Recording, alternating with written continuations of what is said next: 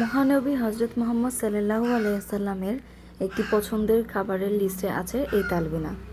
এই তালবিনা খেতে অনেক সুস্বাদু হয়, আর এটা কিন্তু ডায়াবেটিক্স রোগীদের জন্য অনেক বেশি হেলদি, কারণ এখানে কোনো চিনি অ্যাড করা হয় না। আমরা কিন্তু যখন ডেজার্টের পিকনিক উঠে তখন এই তালবিনাটা বানিয়ে এটার স্বাদ উপভোগ করতে পারি। আসসালামু আলাইকুম সবাইকে, কেমন আছো তোমরা? এই প্রথমে দেখতে পাচ্ছ আমি কিছুটা গম, এটা আমি আধা ঘন্টার মতো ভিজিয়ে রেখেছিলাম। এরপর আমি এই গম থেকে পানি ঝরিয়ে নিয়ে একটা ব্লেন্ডার জারে গমগুলো নিয়ে নিলাম। এরপর এখানে 4টার মতো কাঠবাদাম দিয়ে দিয়েছি, আর কাজু বাদাম দিয়ে দিলাম 3টা। এরপর কিছু আমাদের চীনাবাদাম দিয়ে দিলাম।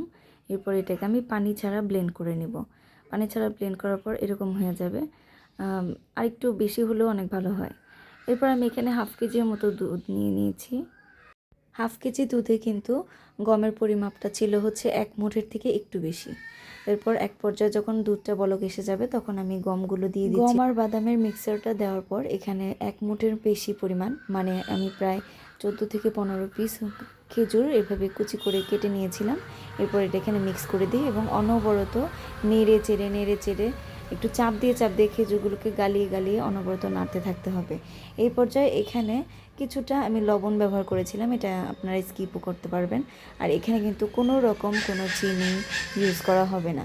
এই মিষ্টান্নটা সম্পূর্ণরূপে শুধু খেজুরের মিষ্টিতে একটা মিষ্টি চলে আসবে। এটা ডায়াবেটিক্সের রোগীরা অনায়াসে খেতে পারবেন। এরকম করে নাড়াচাড়া করতে করতে একটা পর্যায়ের ঘনত্বটা ঠিক হয়ে যাবে। এরপর একটা বাটিতে ঢেলে আপনি সুন্দর মতো কিশমিশ, খেজুর, আবার একটু বাদাম দিয়ে পরিবেশন করতে পারেন।